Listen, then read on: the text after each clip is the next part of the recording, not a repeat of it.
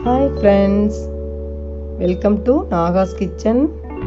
இது வரைக்கும் நம்ம சேனலை சப்ஸ்கிரைப் பண்ணாதவங்க சப்ஸ்கிரைப் பட்டனை ப்ரெஸ் பண்ணுங்கள். அப்படியே பக்கத்தில் இருக்க பெல் ஐக்கானை கிளிக் பண்ணுங்கள். அப்போ தான் நம்ம சேனலோட வீடியோஸை நீங்கள் மிஸ் பண்ணாமல் தான் பார்க்கலாம். வாங்க இப்போ வீடியோக்குள்ளே போகலாம்.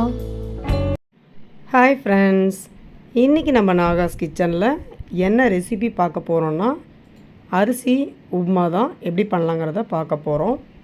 அதுக்கு நான் 2 டம்ளரு பச்சரிசி எடுத்துக்கிட்டேன். இதை நம்ம 2-3 வாட்டி நல்லா கழுவி சுத்தம் பண்ணிவிட்டு ஊற வச்சுக்கலாம். கழுவி எடுத்துக்கிட்டேன் பாருங்கள். இது நல்லா ஊறட்டும். நம்ம உப்புமாவுக்கு தேவையான வெங்காயம், பச்சை மிளகாய், கருவேப்பிலை, கொத்தமல்லி இதெல்லாம் நம்ம எடுத்து வச்சுக்கலாம். வாங்க பாருங்கள். பெரிய வெங்காயம் 2, பச்சை மிளகாய் ஒரு 6 பச்சை மிளகாய்,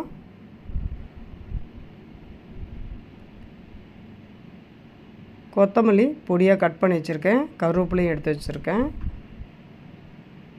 இது கூட உளுந்து, கடலைப்பருப்பு, கடுகு இதெல்லாம் எடுத்து வச்சுருக்கேன். இதுதான் உப்புமாவுக்கு தேவையானது. நம்ம உப்புமா எப்படி பண்ணலான்னு பார்க்கலாம் வாங்க.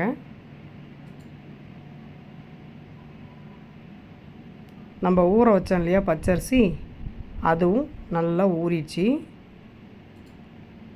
பாருங்கள். இப்போ இந்த அரிசியை நம்ம உடச்சிக்கலாம். எப்படின்னா கையிலேயே ப்ரெஷ் பண்ணி உடச்சோம்னா உடஞ்சிக்கும். அரிசி நல்லா ஒரு அரை மணி நேரத்துக்கு மேலே ஊறிச்சு. எதுக்கு இப்போ உடைக்கிறோன்னா, உப்புமாவுக்கு கொஞ்சம் நொய் மாரி அரிசி இருந்தால் உப்புமா நல்லா சொலையாக நல்லாயிருக்கும். அதுக்காக தான் பாருங்கள் உடச்சி காட்டுறேன். இதேமாரி எல்லா அரிசியும் கையிலே சும்மா அப்படி பண்ணனா நல்லா உடஞ்சிரும் நொய் மாதிரி. உங்களுக்கு உப்புமா பண்ணுறதுக்கு அந்த ரைஸ் வந்து ரெடி ஆகிடும். இது இன்னொரு மெத்தட்லேயும் பண்ணலாம் நம்ம. அது இன்னொரு முறை வறுத்து மிக்சியில் பொடி பண்ணிவிட்டு அந்த உப்புமா பண்ணி காமிக்கிறேன்.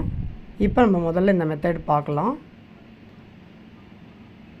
ஸ்டவ்வில் பேன் வச்சு ஹீட் பண்ணுறேன். ஹீட் ஆன உடனே ஆயில் தேவையான அளவு சேர்த்துக்கலாம். உப்புமாவுக்கு எப்பயுமே ஆயிலு, உப்பு, காரம் இதெல்லாம் கரெக்டாக இருக்கணும். உப்புமாவுக்கு ஏதாவது ஒன்று கூட குறைய ஆனாலுமே டேஸ்ட் வந்து நல்லா இருக்காது.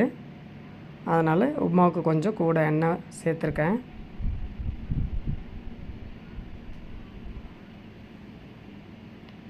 இது நல்லா ஹீட் ஆன உடனே கடுகு சேர்த்துட்டேன். கடுகு ஃபுல்லாக பொரிஞ்சு முடியட்டும்.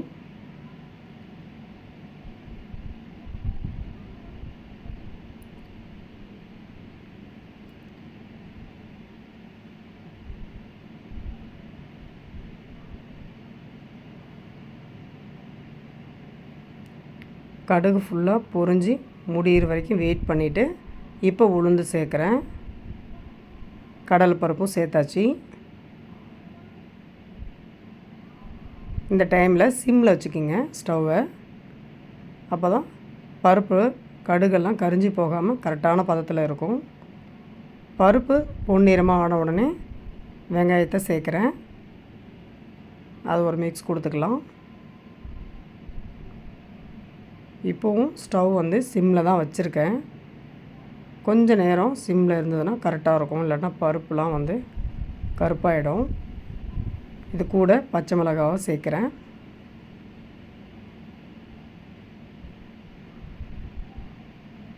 நான் 2 டம்ளர் ரைஸ்க்கு, அதாவது 400 கிராம் ரைஸ்க்கு 6 பெரிய பச்சை மிளகாவை கட் பண்ணியிருக்கேன்.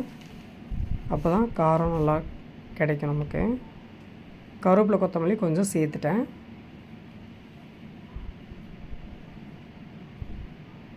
இதை ஒரு மிக்ஸ் பண்ணிடலாம்.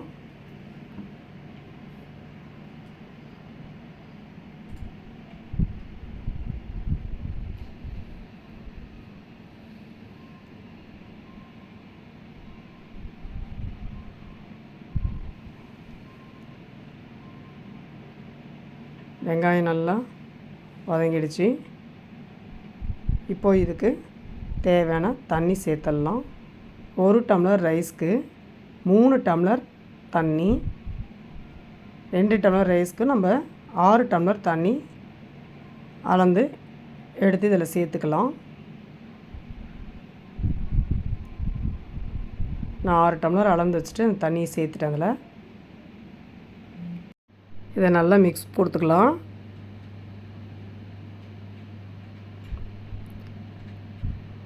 இந்த தண்ணிக்கு ஏற்ற மாதிரி அளவு உப்பு சேர்த்துட்டேன். இது கொதிக்கட்டும். ஒரு மிக்ஸ் கொடுத்துட்டு நம்ம வெயிட் பண்ணலாம். சும்மா குக்கரோட மூடியை லேசாக மூடி வச்சுருக்கேன் கொதி வர்றதுக்காக. பாருங்கள், நல்லா கொதிக்குது, ஆவி வருது. ஓப்பன் பண்ணுறேன். நல்லா கொதிச்சிருச்சு பாருங்கள். இப்போ இந்த டைமில் நம்ம உப்பு டேஸ்ட் பார்த்துக்கலாம்.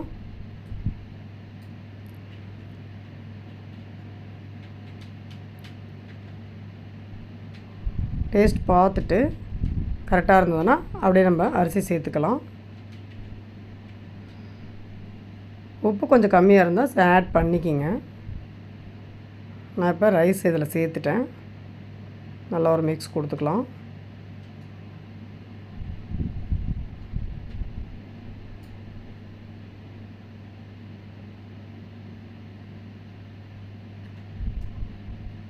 நம்ம கொஞ்சம் நேரம் கேப் விட்டு கிளறி கொடுத்துக்கிட்டே இருக்கலாம்.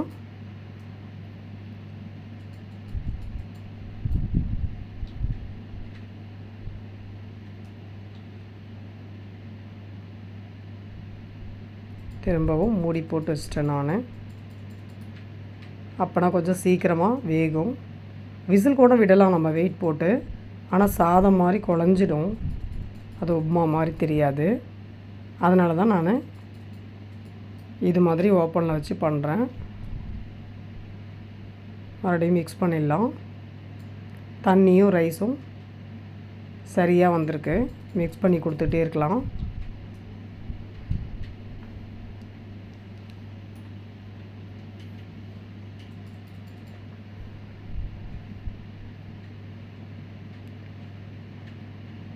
உப்புமாவுக்கு எப்பவுமே ஒரு கல் கூட உப்பு இருக்கணும்.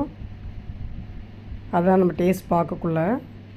அப்போ தான் ரவையாக இருந்தாலும் ரைஸாக இருந்தாலும் வெந்து முடிக்கக்குள்ள நமக்கு சரியான டேஸ்ட்டில் இருக்கும் உப்பு.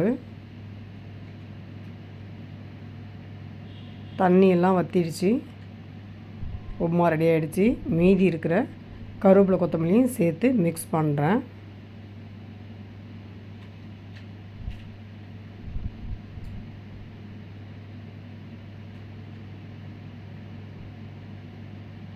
இந்த ரைஸ் கூட கடலைப்பருப்பும் வெந்து சூப்பராக டேஸ்ட்டாக இருக்கும்.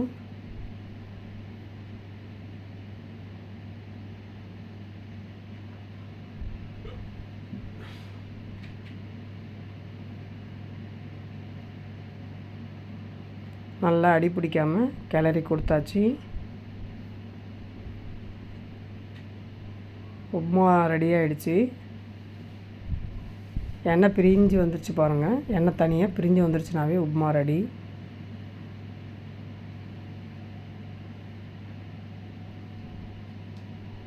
இப்போ நல்லா மிக்ஸ் பண்ணிவிட்டு நம்ம கொஞ்ச நேரம் இந்த உப்புமாவை மூடி வச்சோம்னா நல்லா புழுங்கிடும். நான் பாருங்கள் ஃபுல்லாக மூடி கப்புன்னு வச்சுட்டேன். ஒரு 5 நிமிஷம் 10 நிமிஷம் அப்படியே விட்டுருங்க. நல்லா புழுங்கட்டும். ஒரு 10 நிமிஷம் கழித்து ஓப்பன் பண்ணுறேன். பாருங்கள், நல்லா புழுங்கிட்டு சூப்பராக இருக்குது பாருங்கள். நல்லா ட்ரை ஆகிட்டு உப்புமா செம வாசனையாக இருக்குது.